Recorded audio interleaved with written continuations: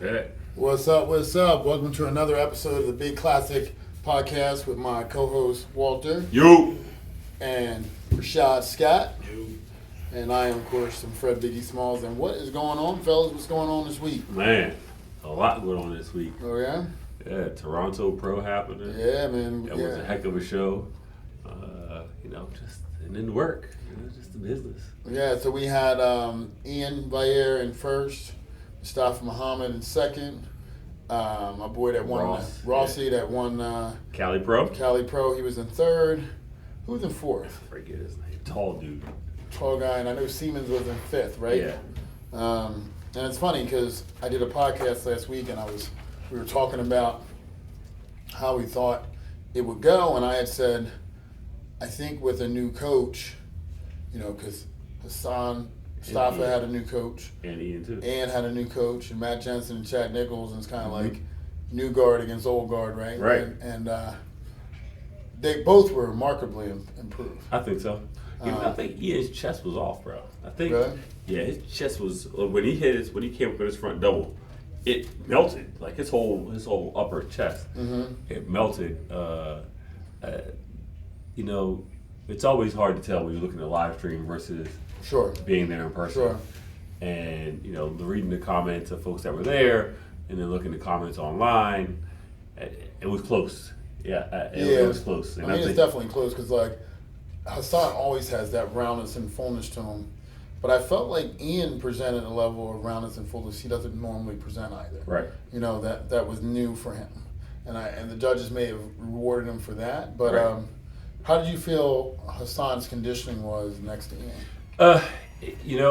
He was vascular, he was big, and I don't think he was like last year's Orlando Pro, right? Mm-hmm. But he was definitely, I think he was bigger. He just looked bigger. Right. He took up more space on the stage, in my opinion. Yeah. To me, Hassan Mustafa's pose, his side tricep made Ian look like he was more 3D. Yeah.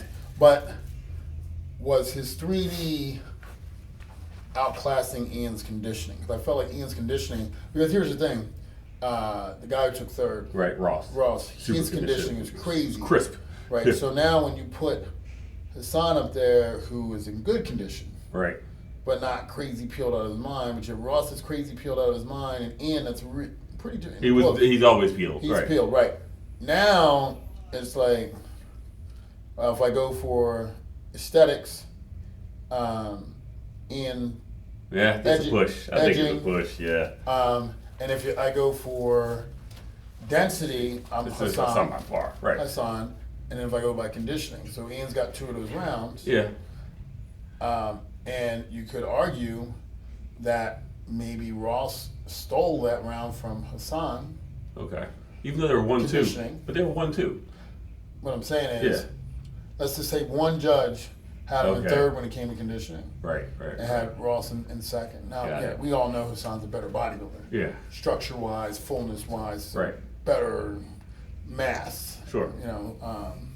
But his... he got calves too. Ian ain't got no calves. Well, I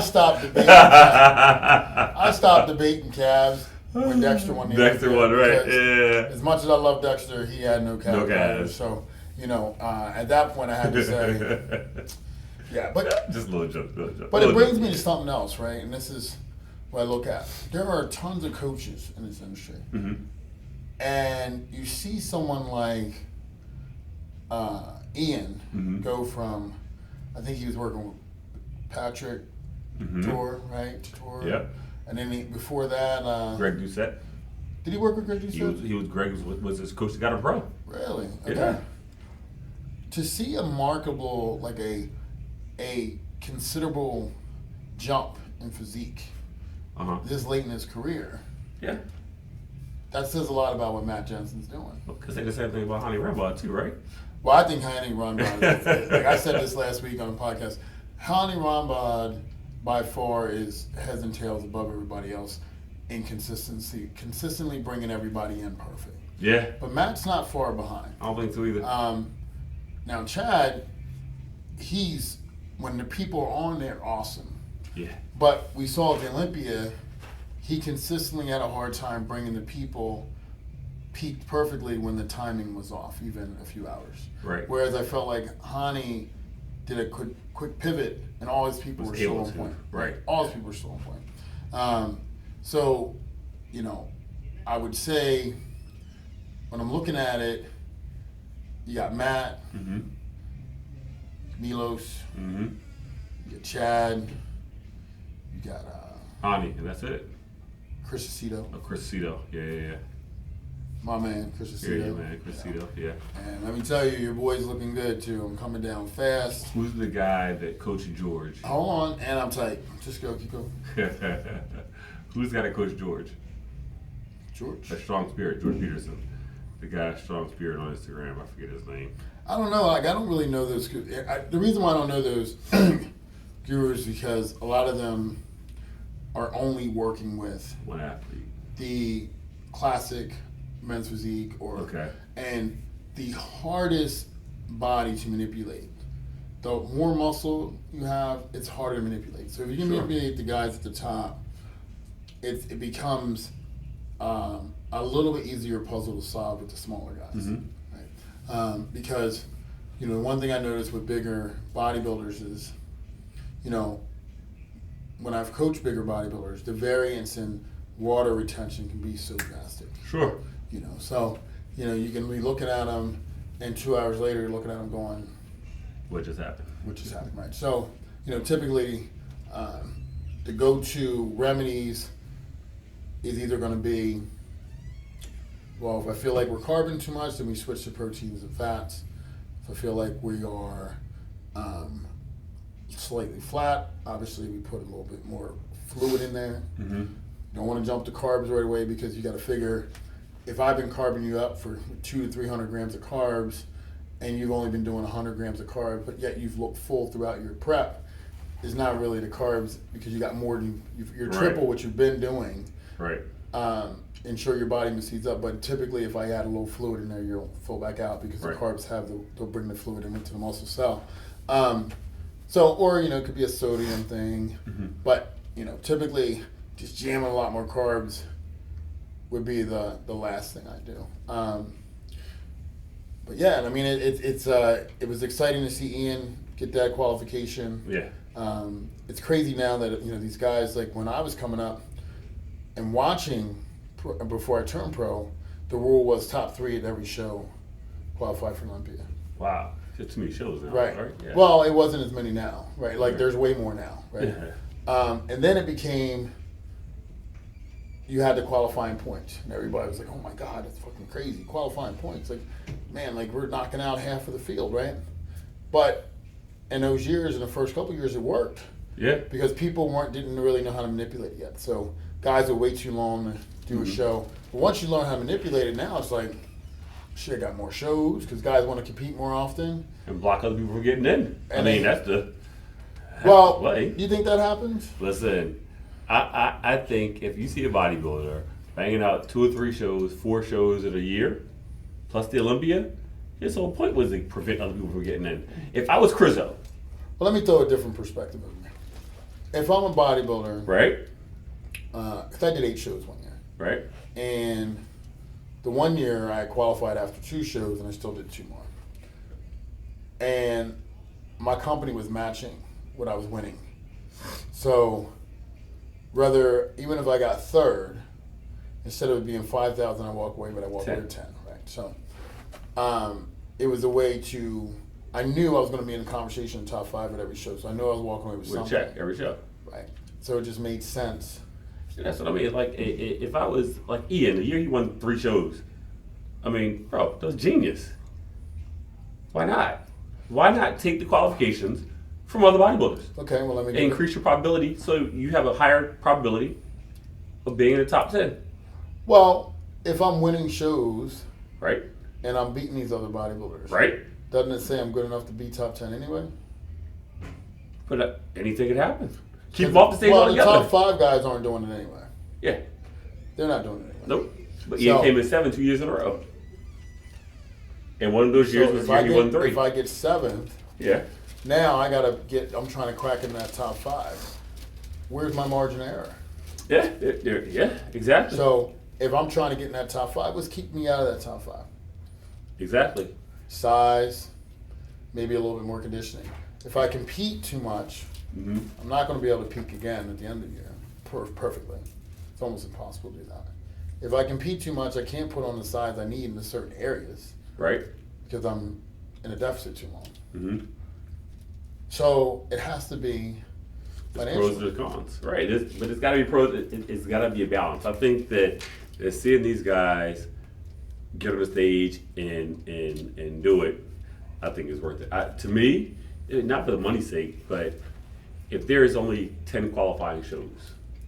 Well, there's not. I know. I'm just Yeah. you know, I think that there are a crap ton of shows because we had 29 people on stage last year. Yeah, it's crazy. And open bodybuilding, that's crazy. We expect that in men's classic, or in men's physique. Yeah. Shit, you might get 50 in men's physique because Right. the prize money is shit, and these promoters can throw on and just put 3,000 up for prize money for a top guy. Yep. And they can say I'm running a pro show. Right. You know, so.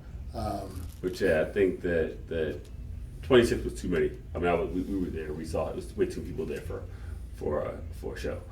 No, yeah. I mean, you're sitting there, and you're like. And the guys in the back are dying. Exactly. So I think when I did the Olympia, the most we ever had was I think 18 or 20. That's still a long show. And it's a long show, but I like the fact that I like what they're doing where you have to win to get in if everyone gets to perform. Like, I don't think, like, you're just Super Bowl of bodybuilding. Right. Why are you telling these guys who made it to the Super Bowl of bodybuilding, I don't get to participate in the whole show? That makes no sense. I agree with that 1,000,000%. It makes no sense. Like, these are the best of the best. Even amateurs, in my opinion. I don't know. If the amateurs are going to be there, and the hard part about the amateurs is this. The quality of an amateur shows can vary so much, right? Still the amateur, still the Olympia, right? It's still got to be filtered. It is. However, it's impossible to have an Olympia contest amateur and not have as many as 40 people there. Sure. In your class, because there's so many ways to qualify for it. Sure. So either you're going to make the qualifications stiffer, right? Or you're going to say once you're there, top 15 pose and that's it. Right. So I'm good with either one. But what I'm saying with the open men's bodybuilding, people work their entire career to make it to that show and never make it. Now, if you make it to that show, you're telling me I can't pose in the finals? Like, that's fucking crazy to me. Yeah. I can't pose in the finals? Like, at least top 15 has got to be able to pose in the finals. I agree with that. I don't disagree. I don't disagree with that at all. I think that it has to be managed better. I mean, obviously there's a lot of divisions. You get the women's divisions, all the men's divisions. It should be a 4-day event. It should be 4 days of people on the stage. Right. Do you think they can sell enough tickets for 4 days? Sure. You say that.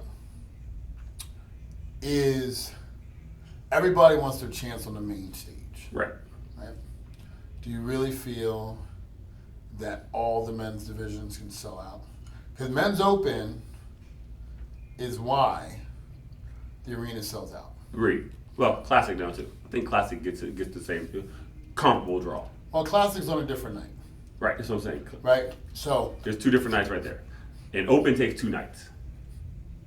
So if you go Sunday open, Saturday classic, Friday classic, there's 3 days right there. I feel like classic's there because of C-Bum, right, and a couple other guys. And now Dino, bro, everybody loves Dino. They love Dino in South America. Well, he's all over the world. Yeah. He's all over the world. So I give you that.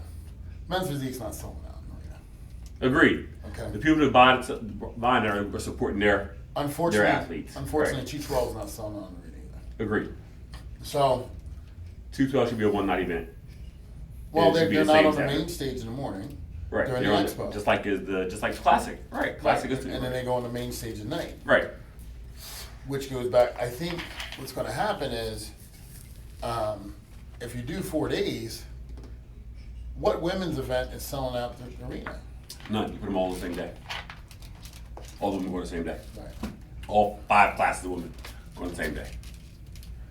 Which one do you think is the most popular, though? Bikini, by far. By far. Not competitors. Bikini. You think bikini By far. draws the most audience? By far. 100%. Really? Yes, sir. As much as I love Andrea, you know I love you. Bikini, yes. What do you think? As of today, Yeah. wellness. Mm, As of today, now before wellness, at that level, I'd say. I will say this: wellness is coming. They coming hard. For sure, because them Brazilian girls is doing what they got to do to get it. Well, I mean, as men, I think we appreciate that look more. Sure. Right, and I think the audience appreciates that look because thicker girls. Sure. Right, it's no different. More than realistic. Right, Right. Classics more realistic. Right, so like, but I feel like. I feel like, when it comes to buying a ticket and being a fan of the sport, I feel like women's bodybuilding does more than what people think. And here's why. The Rise of Phoenix. It's a show by itself. But it is a women's show by itself. That's it. And only it's not drawing in other people. You're not drawing in men to that show. They're drawing in women and their families. They're not drawing in a standalone man to come see the competitions. I'm telling you. I would really like to know the statistics. But it's hard. But it'd be almost impossible, right? Right? To pull the demographics, they're not going to. Miss Olympia used to be its own show. So you can make the argument if we Sunday night finals for bodybuilding. That's horrible. Okay, Saturday night finals for bodybuilding. Whatever. Saturday night finals for bodybuilding. Saturday day finals for classic. Friday, classic bodybuilding and all the men's physique. The previous day, all the women's. It's possible. 3 days. Yeah, well, it's very possible. They do everything in 2 days now? They do it in 2 days. We were there until 1 o'clock in the morning, 3 o'clock in the morning. Yeah. I don't know. I just think that I would really like to know which women's division. I was thinking figure's got to be up there too, don't you think? Yeah, I didn't forget about wellness, but I forgot about wellness. I think wellness it's going to be pushed between wellness and bikini, I think. Yeah. I think those are the two most popular bikinis. I mean, they're definitely the ones that I think people find the most. Yeah. You like big boobs, you like big butt. Yeah. Right? That's what it boils down to. Yeah. Obviously, there's a lot of hard work that goes into it, but that's what people are looking at. They believe it's more attainable. I think the best conditioned athletes right now are almost in figure. Yeah. Figure girls look like a hair away from the physique girls. Yeah. But I gained a lot of respect, coaching a pro physique girl. I gained a lot of respect for that division. And I was so excited when they brought that division. My issue with the judging is, and I get it, like if you see a girl that's too big for physique and she's shredded to the max, even if that's not what you want physique to be, she just looks so impressive up there, right? Like the girl Emily from Pittsburgh, who took second at pretty much every show this year, just won Omaha last weekend. Like way bigger than what they would have expected. But when she's up there, you're going, God damn, how do you? We should do this. We should do this as a show too. We should do a show to describe the differences of all the women's divisions and all the men's divisions. Because I think it's a blur. It becomes a blur. There's a girl that trains in our gym, and I see her and she's doing bikini, and I'm like, she's incredibly hard. So one of my clients said, I thought bikini's not supposed to be that hard. And I said, well, the issue you have is that she wants to do bikini, but she doesn't really have a bikini body. Right. Very blocky waist, fucking shredded. Very blocky waist. In bikini, that's not really going to work, but you have a chance if you're out conditioning everybody else. Right. Because some judges will still reward that. Right. Not supposed to, but some judges will, right? And the thing is, I look at her, I'm like, glutes aren't round, delts are a little too big. she has more of she needs to be trying to do like physique Right. or bodybuilding and just blow herself up, because when it comes to aesthetics, that's where she's going to lose. Mm-hmm. And if you know you can get to that kind of condition, Yeah. fucking Go for it. But go for, but the thing people is, get stuck in their head. I don't want to get too big.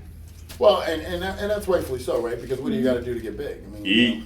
unfortunately, the girls put themselves through stuff, and it's like, I get it though, because when I talked to someone a long time ago that I was in a relationship with, they were like, they tried a little bit of testosterone, and they couldn't believe how focused and energetic and how driven they felt, right? So it was like and their sexual nature just became elevated tremendously. Mm-hmm. So they're like, like it just felt so good to them, you know what I mean? So, yeah, it was a good show in Toronto. And we got a bunch of national shows coming up now. Crap, so coming up now. Yeah, we got the Team U in a few weeks. Uh-huh. We got Orlando Pro, Texas Pro, Delaware show. Yeah. Those are not national qualifiers. I mean, those are not pro qualifiers, but you just naming shit. Like, Just tell them there's a show pro, on the yeah. weekend. Speaking of, I might be guest posing June 17th at the Pennsylvania State Show. So. Nice. But yeah, I gotta get the cobwebs off. It's been a long time since I've been on stage, so I figure we get up there and just try and do something. And speaking of, yesterday, man, worst freaking day for diet. Why? I was no energy. I felt completely lethargic. I felt like I didn't even want to eat my meals. Like I was hungry, but I didn't want to eat that shit. I just felt like eating. I was like, I just want to change. Yeah. I just want something different. And I didn't crack though. I stayed true, and did everything I was supposed to do. And I never just sit down and watch movies and stuff that often. I'm always figuring I got to do something. Right. I got to be doing something. But yesterday I just didn't have it in me, man. I was Sure. like, I went and took my daughter to the barn. Mm-hmm. She's like, Dad, you gonna help me or sit in the car? I went out there. She had it, so I went and sat in the car. Sitting there, can't fall asleep because I'm uncomfortable. Don't have any energy to really work on anything. We leave the barn, we come back home. I heat up my chicken and rice meal. I think that thing took me like 2 hours to eat. Mm-hmm. When I heated it up, I was hungry. When I sat down and looked at it, I was like, man, shit. So I know the feeling. threw on Godzilla, King of Monsters. That movie, which I thought I'd seen it. I never seen it. It was really good. Mm-hmm. Had I seen it ahead of time, I would have known that in Kong vs. Godzilla, Kong couldn't beat Godzilla. Right. But so I picked wrong when I watched that because I didn't see the first one. I didn't see what was what was the first one, Rashad? It's called It's Godzilla. called. And then it was Godzilla, King of Monsters, right? Yeah. Then Godzilla vs. Kong. yeah. Godzilla, they do a good job with the show when you're looking at it going, come on, Godzilla, get up. He's crying to show you. He's I was crying. sobbing With over the robo dino got you, bro. Oh man, when they shot that bomb and the oxygen was taken out of the air, and you thought he died. I was like, oh man, they killed Godzilla. You know they didn't kill Godzilla, but you're sitting there like, shit, man, did they kill Godzilla? Fuck. You watch those kind of movies? I do. Yeah, man. I'm sitting there, and so I watched that while I was trying to eat my food. So what I do sometimes, if I don't want to eat it, I'll get up, but I'll cook it again and eat it hot. Not reheat it, but eat it hot. So scrap it, just redo it. That's what I do. And it's fresh. It's not. Yeah, I can change the seasoning. I can change something. I And feel you. My girl kept saying, hey, do you want me to just redo it in the meal? I was like, nah, we ain't wasting it. I waste that. Listen. Yeah, I was thinking about wasting it, but I even change my protein. Instead of doing chicken, I'll do ground turkey. yeah. Just. There's nothing wrong with that, but mentally, I just can't do it, man. Like if my coach put chicken, it's just gotta be chicken. Like like sometimes I'll be sitting there and I know that there's nothing wrong with doing a good piece of whitefish. Nothing wrong with occasionally doing a little shrimp or doing little scallops or something. I'm like, Yeah, says chicken. Fuck, it's gonna be chicken. Because I just don't want that mental. I want nothing mental. So then change the way you cook it. Huh? Change the way you cook it. Man, I'm slow cooking. I'm grilling. I'm broiling. I'm baking. I'm air frying. No. What else you got? Seasonings, bro. All the time. I'm a seasoned whore. Listen, I have the Kinder seasonings. I got every single one of them. Yeah, well then, I got this adobo seasoning that comes in a package that's made for slow cooking now. Right. So we picked that up from one of my girlfriend's family members, and they gave it to him and said, "Oh, you got to try Mexican guy." He's like, "You got to try it. You'll love it. You'll love it. The chicken will taste so perfect." So I'm excited about that. We're doing that this week for the chicken, but in the slow cooker. Because the slow cooker, the nice thing about the slow cooker is, seasoning bad or not, it falls right just apart. falls apart. Right? So you're not ever dry. Right. Sometimes you air fry that thing the wrong way, that thing dry as fuck. Agreed. Yeah. How do you do your chicken? Spot. Ever since I bought it, I don't cook my chicken any other way now. Because one reason you had me in prep or just in dieting in general, like I was just doing oven. It gets dried out in like 2 days. 1 day, Yeah. And then it goes bad faster too, where I noticed where my, if I do it in Instant Pot, it could last up to a week if I put the broth in there. Yeah. It still has good flavor, doesn't go bad. Do you have a food saver? The take the air out thing? Yeah, I'm just too lazy to use it. So when we went to Vegas or when I'm getting closer to a show and I know my energy will be depleted, I cook all the food. I'll cook 5 pounds of chicken breast, slice them up into cubes, 1 ounce cubes. I'll do my ground turkey, 2 ounces circles, and just do it that way. Yeah. And then it's put it in the freezer. It's there, you just grab it. Yeah. No, I feel you. I mean, that's definitely a good way to do it. I think when I used to travel overseas a lot, I used the food saver. Right. Because, I can put a week's worth of meals In a suitcase, a little in small bag. a little small thing once you take all the air out of it. So Yeah. it definitely works. Rashad, what do you do when you don't want to eat your meal? When you're trying to be good?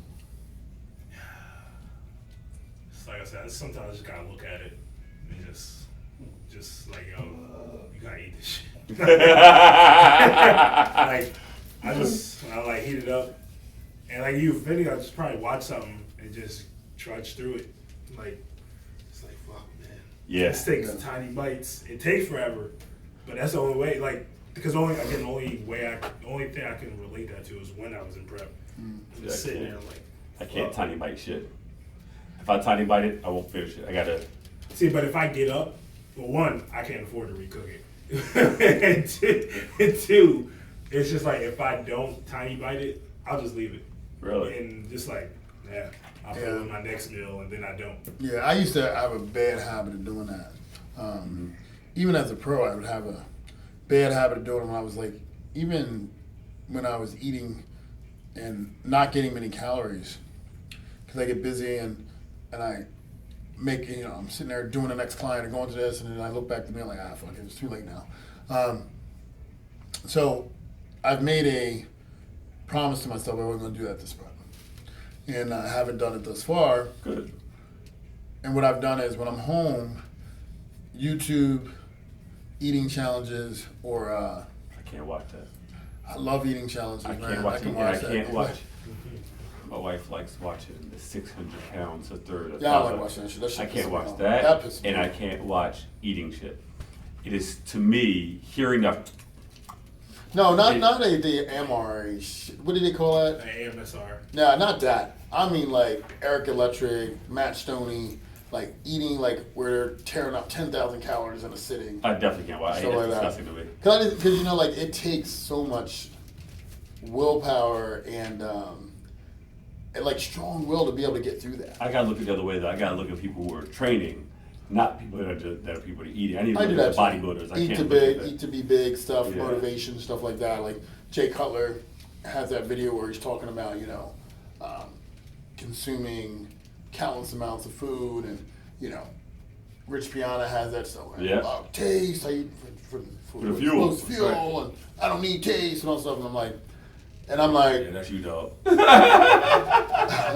damn, this brother ain't doing no salt or nothing. Nothing. I don't know what he's doing. I can't do that. But you know, here's the truth. The truth of the matter is, if you do eliminate a bunch of seasonings and just use salt, it's amazing the flavor of just salt. Well, yeah, it wakes it up for sure, but still. I mean, I use other stuff I need now. garlic, onion, and all that. I need all that shit. Yeah, I mean, I use that stuff now, but when I get 2 weeks out, I don't use salt at all. I use salt. Yeah. I think I remember Andrew was talking about how they cut salt and all that kind of stuff, and I don't really agree with that level, that line of thinking. Obviously, she's Miss Olympia, so it's working for her. But the majority would tell you that's not the best move. You need sodium, especially to get the proper pumps. It's an electrolyte, all that kind of stuff. Muscle contractions need to happen properly. You need some You sodium. don't get spasms and shit. Yeah, so I like it. But, you know, the end, George used to cut me to just salt and lemon juice at the end. And it's amazing how clear and thin my skin would become in that short period of time just from doing that. Just from cutting all... That's a good question. I have that down here. What? Perfect. What is the watery film that you hear bodybuilders talking about or judges talking about when they see somebody? What exactly does that look like? Can you describe it? Yeah, I mean, what you want to look like is this. What every bodybuilder should be trying to achieve is a plastic look. Mm-hmm. A look that looks so dry that you almost don't look real. Mm-hmm. That concrete, that's when you know you've nailed it. When you look concrete, you've nailed it. Now, when you're looking in most local shows, the guy that can normally do that is the guy that usually wins, because not many guys can do it. It becomes easier the more muscle tissue you carry, because the level of separation is more apparent. But, you know, for a natural athlete to do it, it becomes a matter of, it can be done on anybody, but the genetically gifted to be lean can achieve it a little better. Mm-hmm. You have no fat, subcutaneous fat. Your water underneath the skin is non-existent, and your muscles pushing up right against the skin. That is what you're trying to achieve. You're going like this, and every striation in your body is like. That's what you're looking to achieve. So extremely low levels of body fat. Mike Mincer.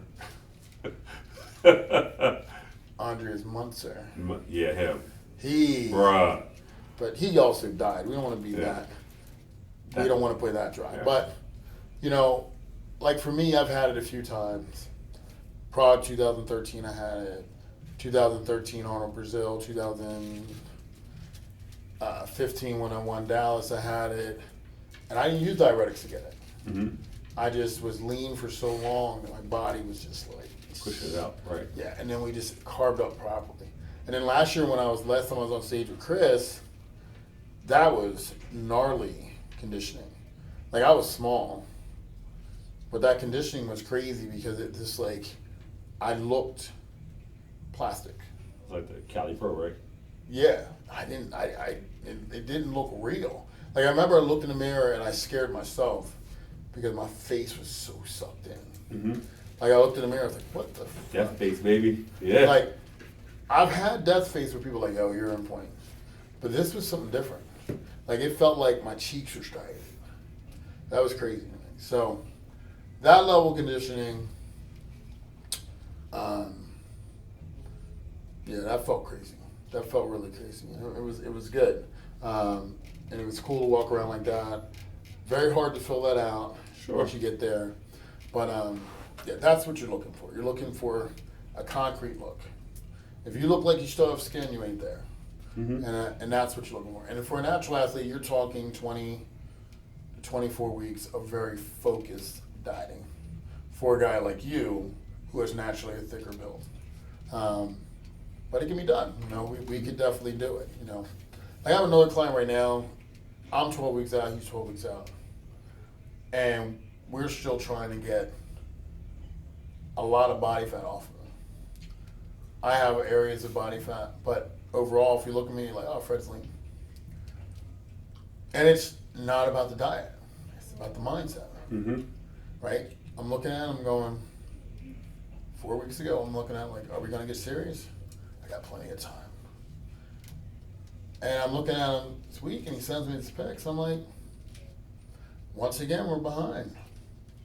And, oh, no, I'm good. I'm like, no, once again, Well, I know we're what you're behind. talking about. I think I know what you're talking about. Once again, we're behind. I'm pretty sure I know what you're talking about. Yeah, well, we ain't gonna name nobody, but I'm just saying, like, the thing is, I'm going, we do this every year.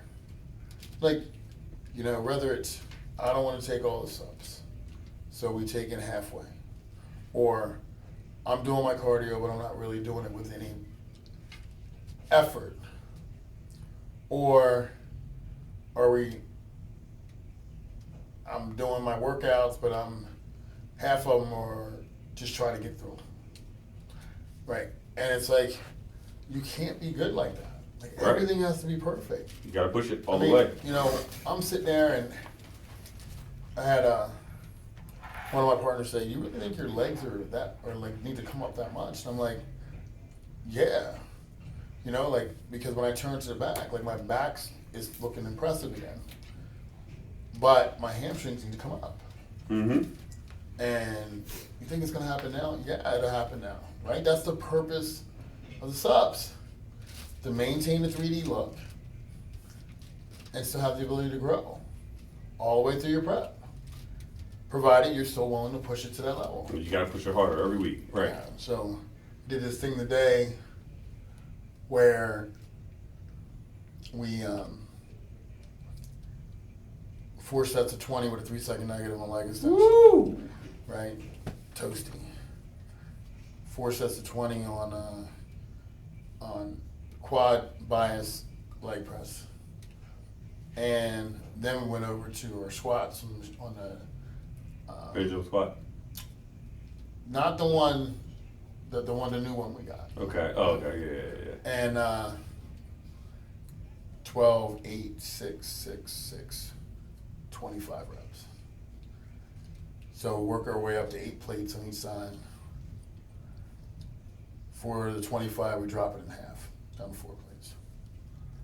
And I'm like, thank you, cardio. Because if I hadn't been doing cardio the way I was doing it, you know, the high intensity cardio, no fucking way I would have got through that. Right. Because I was sucking wind at 20. I was like, I only got 5 more to go. And it doesn't matter how you slice it, no matter what you tell yourself, that last 5, your ass is burning, your hamstrings are like, you can't even feel them anymore. Yep. And you're barely controlling the descent. But what did Tom Platt say? It's always 5 more reps in the gym. Yeah. There's always 5 more reps in the gym. You know what's crazy? It's like, if people want to really like say how you grow, always possible. And I say that because if you look at Tom Platz, that motherfucker was just doing dumb shit. Bruh. Squat for 10 minutes straight. Bruh. But he had the best legs on stage. 405. Just repping it like Right. But for 10 minutes, bro, like, who the fuck does that? Who even thinks Obviously, nobody does that. Right. But that's what happens when your training partner steals your girl. His motivation. His right? motivation. Right. So you say to yourself, how the hell do all these people say what's not going to make you grow?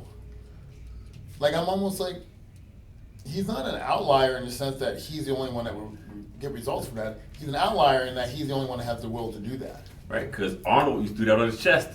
Right. Bro, them chest workouts that Arnold would do. Crazy, man. 5 sets times 5 different exercises, 5 different supersets. So 10 exercises, 5 sets each, 12, 15 reps. I was watching, what's the dude in Motown in Detroit name? The Monster of Motown, Muscle of Motown. He was doing, he has like a one of the bench press records for his age, whatever. This dude does cable flies, right? We'll do them here for 20, drop it down 2 inches for 20, drop it down 2 inches for 20, drop it down 2 inches for 20, all the way down. Break for 30 seconds, and then back up. Right. And then back up. Well, I mean, look at Milos when he Yeah. trains people. He's doing giant set after giant set after giant set after giant set, and you have people that say you can't grow. And we look at Samson, and he's the biggest fucker on the stage. Period. Yeah. Full stop. I mean, exactly. Or you look at Dante Trudell's dog crap training. Well, Chris Psycho Lewis training Andrew Jack. He looked crazy. Bruh. I mean, that is volume at its highest, right? Volume. You know? I mean, I got a pro victory in my style of training. Like, these people that tell me what won't work, I'm going, we've seen it work. Pick a plan, stick to it, it'll work. Right. Like, as long as you drill that plan as hard You as can. fucking possible. Yep. Are you going, the only thing I will agree with is this, that everybody has the common denominator. Everyone has this common denominator. You have to go to failure. Yeah. How you get there, So you're very. which rep you get there at, Doesn't matter. You got to get there. you have to get there. You have to get to failure. And, you know, I think that's what I think frustrates me more than anything is like, there is no easy way to do it. There just isn't. If you give me an easy way to do it, I show you a physique that's not fully developed. Mm-hmm. You know, so. Well, that's the, I got to tell you, that's one of the differences that when I'm training with you versus when I'm training with other folks, I don't always trust everybody spot on, that. Having a training partner definitely makes a significant difference in your workouts, and for the past couple preps, I haven't had a training partner. This prep, I'm going to hopefully have a training partner. I'm trying to recruit this guy over there, but, Shot? Yeah, he Shot won't won't even train with me. he wouldn't do it, yeah. What's your other than, like, let's just say, what is the reason we have not worked out together? You already know. Tell me. You ain't never on time, and I got shit to do. It's a good point. That's a great point. The only It's a reason. good point. Because we tried one time. Did we? Let me rephrase that. We was like, all right, I'll be ready at 2. We'll train. I was like, all right, bet. This is when I used to train midday.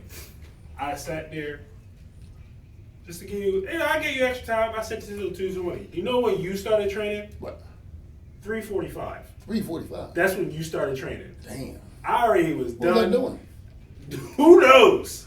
This was 2019. I was doing something. Yeah, something. It had to be important. Hey, sure, why not? That's the only reason. All I'm saying is, I can't count the first time we were on time training with him. I don't remember it And first. again, I accept that. I love you for it, but we cannot train together. It's a known It's a quantity. great fucking workout, though. It's a known quantity. That's cool. I got work to do. Just think how far we could be along. That's great. That's why if I had to be a training partner, it'd be better.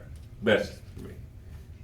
But my schedule recently has been shitty driving back and forth. But Yeah, well, you got a lot of stuff. But next week we're not going to announce this. Then I can maybe have one. If you want to get down, man, I'm down, always. Yeah. Always. Like, I think one of my best training partners used to say to me all the time, come on, baby, you know how we are, we late on time. I'd be like, Ed, But he's here's like, the don't good. worry, I'm 20 minutes late too. I'm like, all right, cool. You know, we late on time, always. That's the beauty of it. But no. So I do have one good question for us today. One educational question for everybody. A lot of people do shows, right? My first show, I had no idea what to take me backstage at all. Had my bag, had a foam roller. Phone rule. Right, exactly. That's it. So obviously now I've done a few shows. I know I need to have my bag, right? What do you think are some staples that should be in your backstage bag every single show, no matter what? Good sweatsuit, towel, extra trunks, extra bikini if you're a girl. Definitely, food that mimics what your coach wants you to have, extra of everything. You never know if their show's going to run late. You're going to need something. Pedialyte, salt. Then, typically my athletes that have honey, rice cakes, jelly. Bands, for sure. a pillow or something to put your head on so you can lay back and relax. Your music, zone out, so you're not listening to everybody. You know, people underestimate how stressful it can be when you're in that condition and you hear this coach saying this thing, this coach saying this thing, you know. You can know you look amazing, but if you get down there and 10 coaches are with their people and they're saying this, and it's like, oh man, did my coach say that? Did my coach say that? But everybody's got a different way to do it. So, you know, so I used to always have my phone and I just watch posing. Pictures of, or videos of my favorite bodybuilders posing. Phil Heath. Love the energy he brings when he comes on stage. So fucking confident, like I'm gonna fucking kill this thing. Flex Wheeler, same deal. You know, just come out there with this cockiness, like I am him. Never could really get into Ronnie because he was so like robotic in my opinion. He's robotic, but he's like almost affable. Yeah. He had so much fun doing it. He's very affable. Yeah. So I always had to come out like I was that dog, ready to attack, ready to win this thing.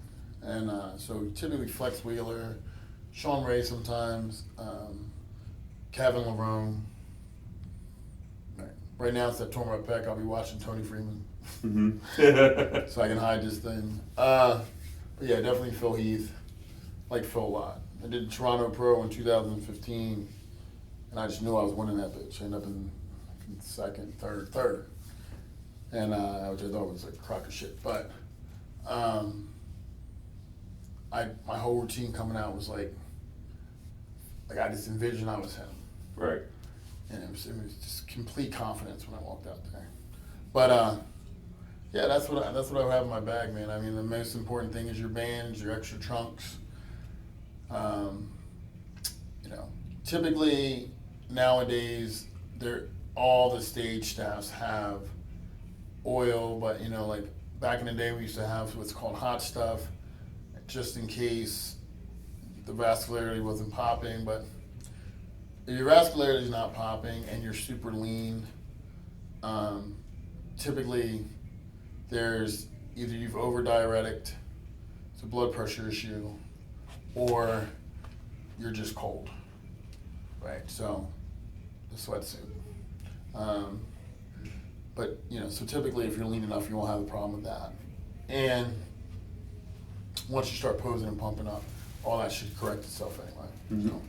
So, mirror, if you're a girl, because I've been backstage and the promoter didn't have mirrors, or didn't have enough mirrors. Wow. So, sometimes people take fucking lawn chairs to make sure they're comfortable. Whatever's going to make you comfortable back there. Either get backstage so you can carve out your spot, right, or bring everything with you so you can create a spot despite everybody else being there. So, but yeah, that's the main thing, is to make sure that you can mentally stay clear, mentally stay relaxed, and know what you need to do before you get on stage. You know? Okay. Yeah.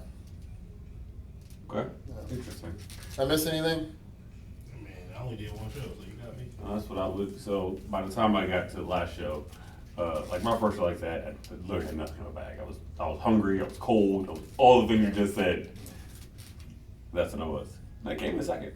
Right. Right. Well, out of 5 guys, and I came in second. Structure, baby. And but after that, then my next show was the Mr. America show, and that's when we helped with that.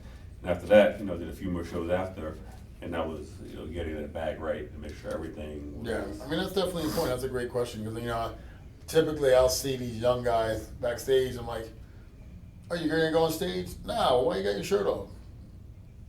I don't know. Yeah, I'm back here to compete. Have a little bathrobe made. You got all my listen. Now I got everything. Getting ready. I got that extra spray tan. Just in case they need touch-ups, whatever. That makes a big difference, I think, too. I've seen that with some athletes. Like Michael Krizo got crushed last year in the Olympia because his tan looked like shit. I think that didn't help the situation either. He was running in the middle. It was just not looking good. And I think that having the right tan, the right oil, all that stuff does matter.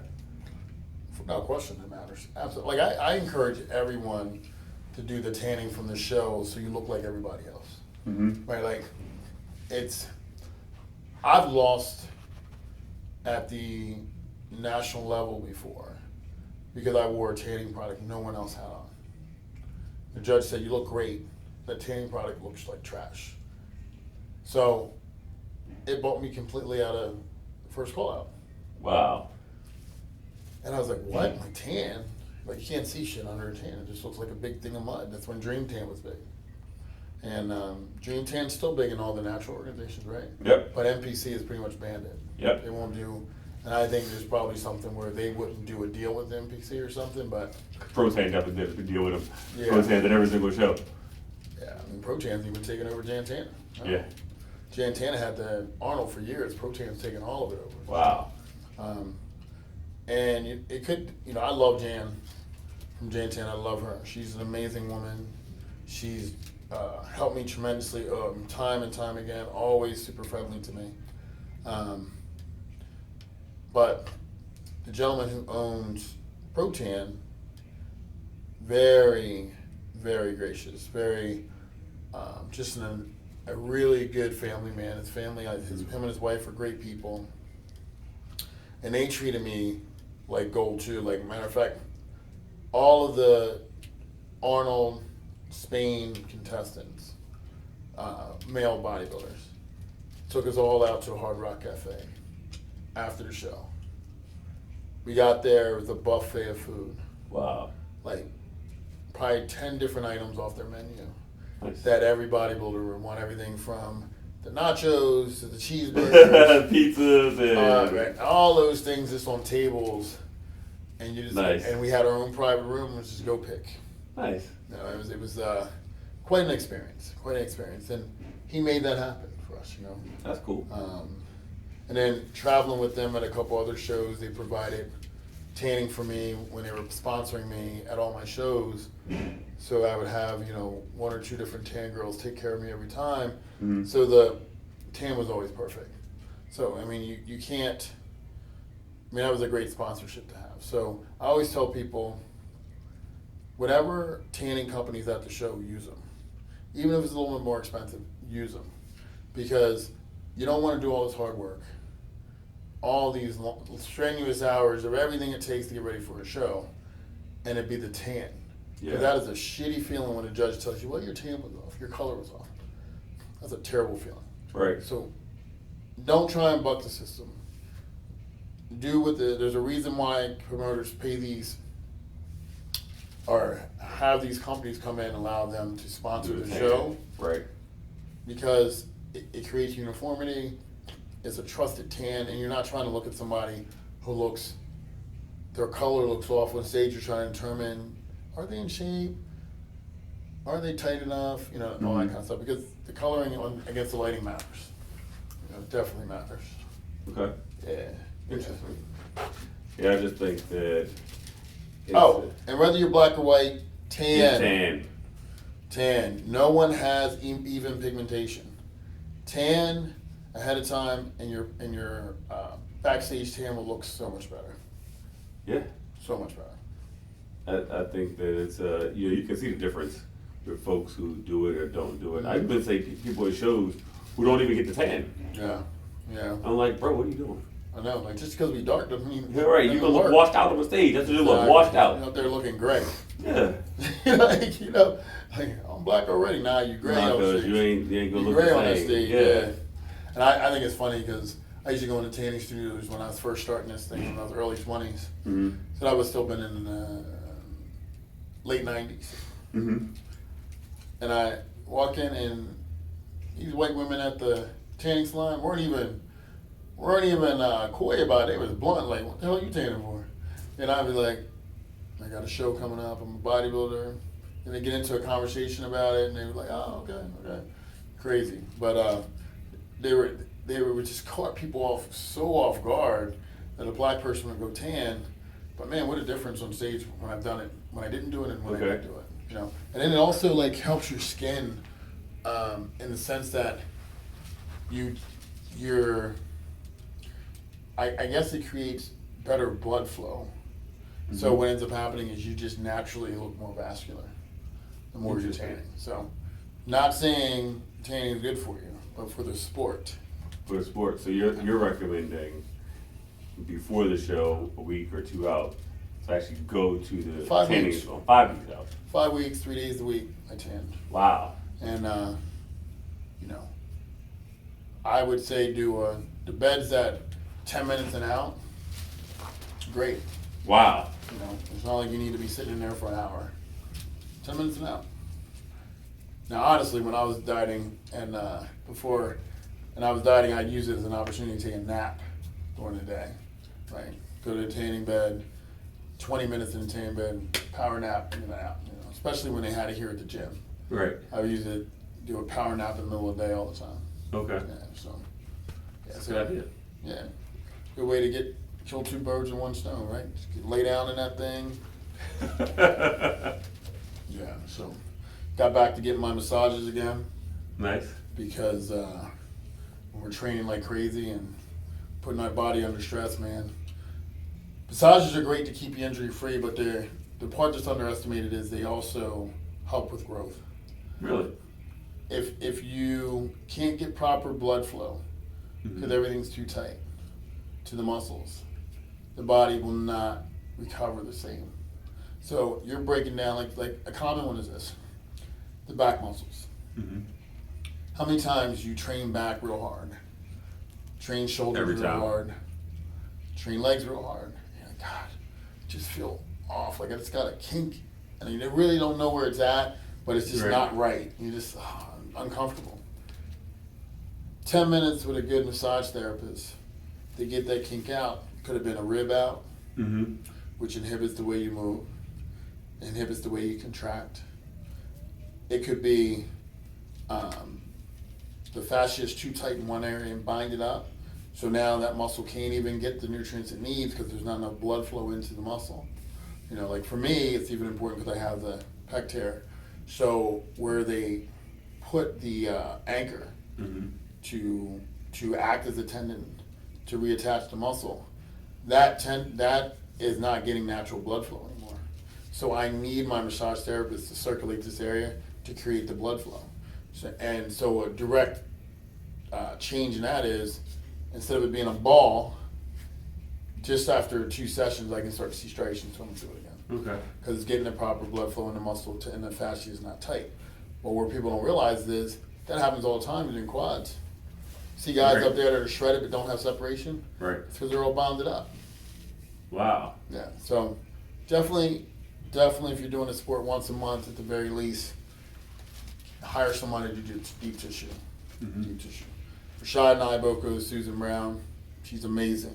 I'll start with her next month. Yeah, she's amazing. What's the more swing? Because her anatomical knowledge is second to none. And most therapists don't know how to work on big people. I'm talking about big and heavy, big muscular people, because they either go too hard or not hard enough, or too fast, and then the muscle becomes resistant to allowing them to really get in there as a protection. Or when they're not able to get deep enough, they're not strong enough. So definitely get with somebody who is used to working with bodybuilders. If you don't want to use Susan Brown, that's fine, but I send every athlete to her. I've had pro athletes go to her, and everyone walks away super happy. So if you're suffering from tendonitis, definitely get in with a massage therapist. It'll be solved quick, fast, and hurry. So that. Yeah. We answered all the questions without even talking about all this stuff. Yeah. Yeah. Cool. That's, about tan, oil, backstage food. I mean, this everything. Killing it today, man. He's segueing the right way. Yeah, we got lots of good nuggets in here. So, yeah. Well, I mentioned this last week, so please check. Please, if you did not jump on this, we have about 2 weeks left for Visionary of the Year, running to help the Foundation Lymphoma Leukemia Society. We are really trying to raise as much money as possible. to help this great organization, help the people that have their own fights they need to get through, to try and survive this terrible diagnosis of cancer. And, you know, I think when you look at it from the perspective of, if you had it, you didn't know which way to turn, and there was an organization out there that can help you with funding, transportation, the right things to even know what to do next. Because I think what's underestimated is, if you get diagnosed with cancer, what do I do? What's the next step? Like, everyone thinks they're going to know what to do, but you will be lost. This organization is set up to help everybody with lymphoma, leukemia, and there's other various, they tie into other organizations for other types of cancer. But they are there for these people, and they're there from financial assistance to mental wellness assistance. That's awesome. To just being able to say, here's a checklist, make sure you're doing these things to take care of your health, take care of your finances, take care of your family. All of that stuff is super important.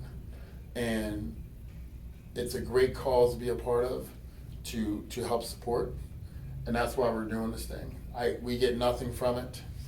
There's no financial gain on my part at all. It's truly just to give back. The Lord bless my sister with being able to give her the ability to survive and win the challenge. And I want to be able to give someone else a fighting chance of winning their challenge. So that's all it's about. So please click the link below. Donate what you can. If you find it in your heart to do so. Anything from $1 to $1,000, I don't care. Just anything to help would be greatly appreciated. And then, yeah. Anything else? That's it for now. We'll be announcing the winners for our Renaissance contest coming up soon. That'll be exciting to see who goes. It's an interesting data there to see the people that are actually sticking to the plan and doing all that stuff. I've got one person who's lost about 19 pounds in the past 5 weeks. That's awesome. Pretty. That's awesome. But, you know, different people have different motivations. Man, you know, that why is everything. Why do you want to get up in the morning and do this thing? When I was doing that 25 reps today, I was like, why am I doing this? But no, in all seriousness, you know, when we get off here, we're going to knock this cardio out. So 10:45 at night, no excuses. Fun. Just get it done and try and be a little bit better every single day. So Like, click, please subscribe, comment, tell us what you want let to us hear. know what you want to hear so we can make sure we're talking about it. I had a guy today tell me, how come you don't talk about this? I said, how come you don't ask us to talk about it? So, yeah, so we addressed some of those things tonight. Think so? We did. So, train hard, eat big. See you next week. Peace.